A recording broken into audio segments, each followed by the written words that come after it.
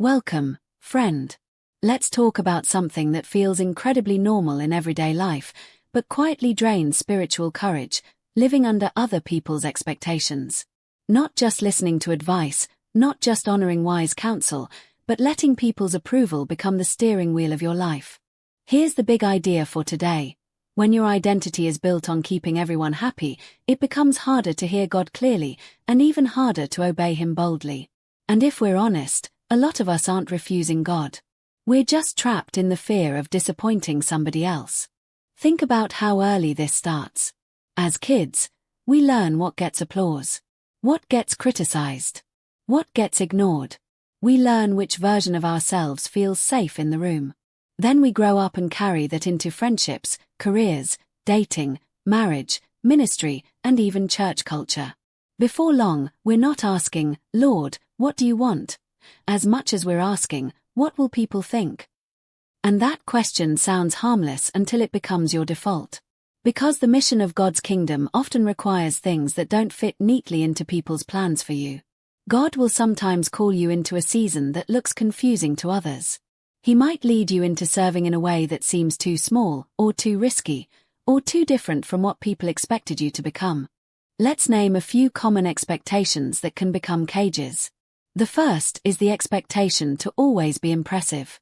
You have to always look like you're winning, always look like you've got it together, always look blessed in a way that never looks messy. But God does a lot of His best work in places that don't look impressive at first. Often the path of obedience starts with humility, hiddenness, and slow growth. Another cage is the expectation to be understandable. Some people will only support you if they can explain your choices to others. But God doesn't always give you a detailed 5-year plan. Sometimes He gives a next step. And that next step might not make sense to everyone around you. If you need universal understanding before you obey, you may never move. A third one is the expectation to stay the same. People get comfortable with the version of you that benefits them. The version that never says no. The version that never changes. The version that stays predictable. But God is in the business of transformation. And when God grows you, you may outgrow certain roles people assigned you without asking your permission. Now, here's a tension we need to handle carefully. This is not a message telling you to ignore everyone. The Bible values community, counsel, accountability, and honor. But there's a difference between wise input and controlling pressure. There's a difference between honoring people and fearing them. And there's a difference between receiving feedback and surrendering your calling. So how do you know when expectations have crossed the line and become a spiritual barrier? Here are a few signs. 1.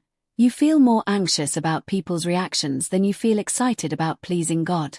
2. You keep delaying obedience because you're waiting for permission that God never told you to seek. 3. You find yourself shrinking your gifts, dimming your passion, or hiding your convictions so you don't become too much for someone else. 4. You keep making choices that protect your image even when your spirit feels unsettled. And let's be real, some expectations aren't even spoken. They're imagined. You assume what people will say. You predict their disappointment. You replay conversations that haven't happened yet. In a strange way, you can become controlled by an audience that isn't even in the room. What does this cost? It costs clarity.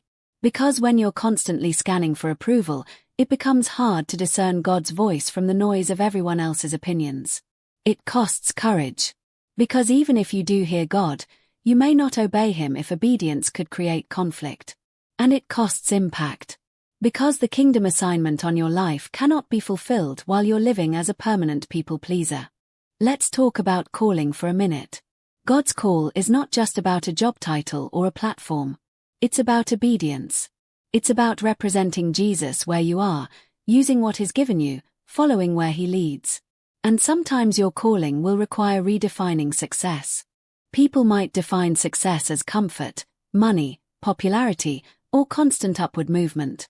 But God may define success as faithfulness, integrity, service, and spiritual fruit. If you live for other people's definition of success, you might miss God's version entirely. So how do you start breaking free? Let's get practical. First, identify whose approval you crave the most. Not in theory. In real life, whose disappointment feels unbearable? Whose praise makes you feel secure? That person, or that group, might unintentionally be holding a throne in your heart. Second, ask yourself a brave question. If nobody could criticize me, what would I obey God about right now? If there were no whispers, no side eyes, no pressure, what step would you take? Sometimes the answer reveals how much of your hesitation is about people, not about God. Third, practice obedience in small ways. People-pleasing often feels like a huge monster, but it weakens when you build a habit of choosing God in everyday moments. Saying yes to what God says yes to. Saying no when God says no. Being honest when it would be easier to perform. Serving when it won't be noticed. Small obedience strengthens spiritual muscles. Fourth, expect misunderstanding. This part matters because many believers treat misunderstanding like a sign they made the wrong decision. But misunderstanding can simply be the price of obedience. Even Jesus was misunderstood. You can be doing God's will and still be questioned. That doesn't mean you're off course. Fifth, seek counsel from people who care more about your obedience than your image. You need voices in your life who won't manipulate you with guilt or flatter you into comfort. You need people who will pray with you, challenge you, and remind you that God's call is worth it. Now, let's also address something tender. Sometimes the expectations you're carrying came from family. Maybe it's the pressure to pursue a certain career. Maybe it's the expectation to never talk about pain. Maybe it's the unspoken rule that you must always be the strong one, the responsible one, the peacemaker. It can feel like betrayal to step outside that role. But here's the truth. You can love your family and still follow God's lead. You can honor your parents and still become who God created you to be. Honor is not the same as surrendering your conscience. Love is not the same as lifelong compliance. And sometimes the expectations are church-based. Maybe you were told that spiritual maturity looks like never questioning, never resting, never setting boundaries, always being available. But God doesn't call you to burnout. He calls you to fruit. And fruit requires abiding, not frantic performance. So what does freedom look like? Freedom looks like being able to say, I hear you, and I respect you, but I need to obey God. Freedom looks like making decisions out of prayer instead of pressure. Freedom looks like being steady even when someone's opinion shifts. Freedom looks like a life anchored to God's voice, not people's moods. And let's end with this. God's mission for His kingdom is too important for you to live as a copy of someone else's expectations. The world doesn't need a safer version of you. Your community doesn't need you chained to approval. They need you whole. They need you faithful. They need you obedient. So here's a simple closing prayer you can make your own. Lord, cleanse my heart from the fear of people. Teach me to honor others without being controlled by them. Give me courage to obey you, even when it costs me comfort or approval. Use my life for your kingdom.